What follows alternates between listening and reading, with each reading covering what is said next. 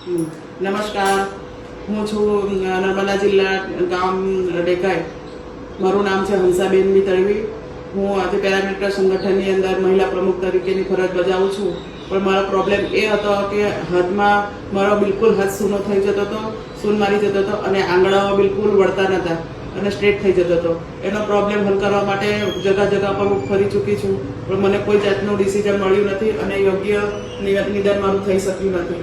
ત્યાર પછી મને એક જગ્યાએથી જાણવા મળ્યું કે જીવનદીપ નામનું હોસ્પિટલ છે અહીંયા રાજપીપળા, અને ત્યાં તમે બતાવી જોશો તો તમને સારું રિઝલ્ટ મળશે.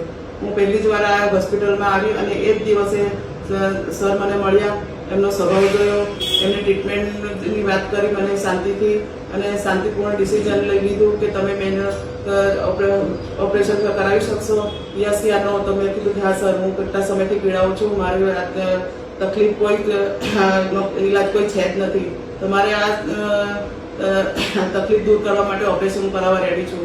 મારું ઓપરેશન થયું, સરે મારી ખૂબ જ સરસ ટ્રીટમેન્ટ કરી અને મને લાગ્યું પણ નહીં.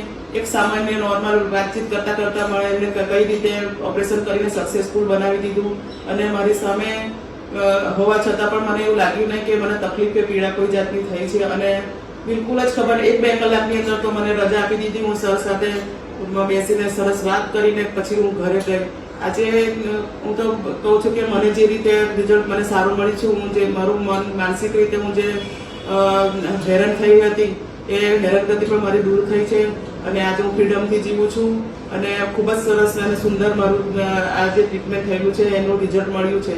તો મારું મંતવ્ય એ જ છે કે આજે તમને પણ મારી જેવો પ્રોબ્લેમ થતો હોય, મારી જેવા બીમારીથી તમે પીડાતા હોય, નસની બીમારીથી પીડાતા હોય, કોઈ પણ હાડકાના એના માટે પીડાતા હોય, તો આપણે રાજ સર છે જીવનદીપ હોસ્પિટલના, એમની તમે નવદીપ હોસ્પિટલના જે ડૉક્ટર છે એમની મુલાકાત તમે જરૂર લો. તો મને વિશ્વાસ છે કે તમને પણ મારી જેમ જ સારું રિઝલ્ટ મળશે અને તમે પણ ચિંતામુક્ત થશો. અને વિશ્વાસ છે કે આવી ટ્રીટમેન્ટ મેં તો કહું છું કે કોઈ હોસ્પિટલમાં નહીં મળી શકે. નમસ્કાર.